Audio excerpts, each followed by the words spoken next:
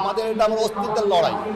আমাদের সন্তান যারা শহীদ হয়েছে এবং যারা আহত হয়েছে এটা তাদের ভিত্তি এবং জবাবদিহিতামূলক সরকার পরিচালনা করে একটা বাংলাদেশ, আমরা সুন্দর একটা বাংলাদেশ চেয়েছিলাম, যে বাংলাদেশে অন্তত আমাদের এ যাবৎ আমরা যা দেখে আসছি, গুম, প্রতিহিংসার রাজনীতি, ন্যায় বলতে কোনো কিছু নাই, যেখানে সরকার যখন যে ক্ষমতায় থাকে তার ক্ষমতার অপব্যবহার, এগুলো থেকে আমরা পরিত্রাণ পাওয়ার জন্য জুলাই গণঅভ্যুত্থানটা হয়েছিল।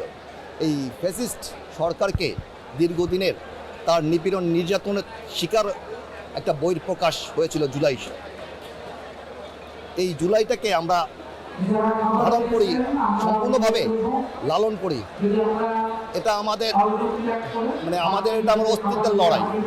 আমাদের সন্তান যারা শহীদ হয়েছে এবং যারা আহত হয়েছে এটা তাদের ভিত্তি, তাদের অস্তিত্বটাকে টিকায় রাখার জন্য হলেও আমাদের জুলাইটাকে অতিবিলম্বে বাস্তবায়ন করতে হবে। যে কোনো কিছুর বিনিময়ে হোক আমরা জুলাইটাকে বাস্তবায়ন করেই ছাড়ব। এটা আমাদের অস্তিত্বের লড়াই, এটা আমাদের জুলাইয়ের চেতনাকে বাঁচিয়ে রাখার লড়াই। এখানে আমরা যে কোনো মূল্যেই হোক, প্রয়োজন বোধে আমাদের নিজেদের জীবন ত্যাগ করে হলেও আমরা এই জুলাইটাকে বাস্তবায়ন করবই। যদি জুলাই যদি না হতো তাহলে আপনি এদেশেও আসতে পারতেন না, আপনার মার মরা মুখটাও দেখতে পারতেন না। আমি বিনয়ের সাথে বলবো, যদি আপনি এই নিয়ামতের নাশুকরি করেন, আপনার জন্য কঠিন সময় সামনে আছে।